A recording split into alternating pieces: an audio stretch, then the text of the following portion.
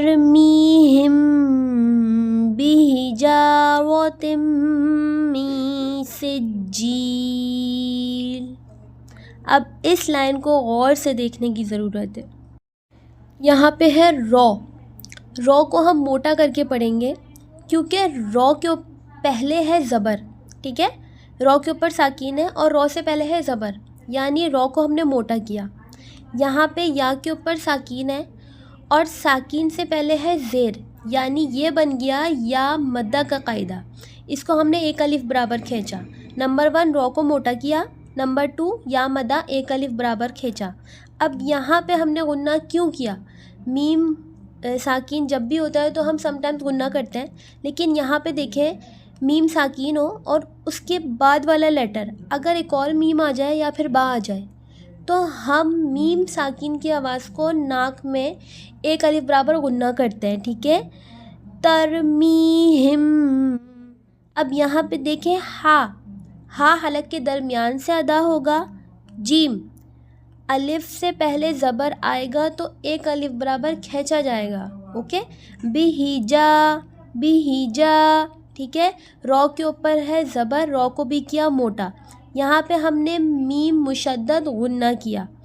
اب یہاں پہ دیکھیں سین، یعنی نون ساکین کے بعد آیا سین، اور سین ہے حرف اخفا میں سے، اخفا لیٹرز میں سے، یہاں پہ ہم من سجیل، یہاں پہ ہم نے اخفا کا قاعدہ اپلائی کیا، من سجیل۔ یہاں پر ہے تشدید، تشدید کا قاعدہ کیا ہے؟ جمع کے پڑھنا ہے، سجیل۔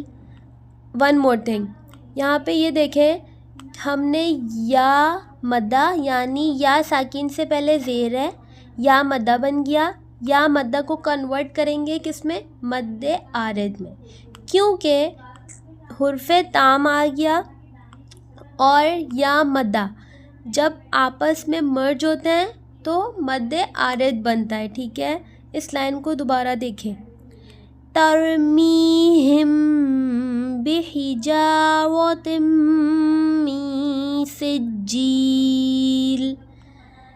میں دوبارہ اس کو شارٹ میں بتا رہی ہوں، رو کو موٹا، یا مدہ یعنی کھینچا 1 الف برابر، میم کے بعد با آ گیا اس لیے غنہ کیا ایک الف برابر، ہا کو حلق کے درمیان سے ادا کیا، یہاں پر الف سے پہلے زبر آ گیا اس لیے ایک الف برابر جیم کو کھینچا، رو کو موٹا کیا، میم پہ غنہ کیا، اخفا کیا، نون ساکن کے بعد اخفا لیٹرز میں سے سین آیا تو اخفا کیا، جیم کو جمع کے ادا کیا، ان دا لاسٹ یا مدہ کو ہم نے مد عارض میں کنورٹ کیا، اوکے۔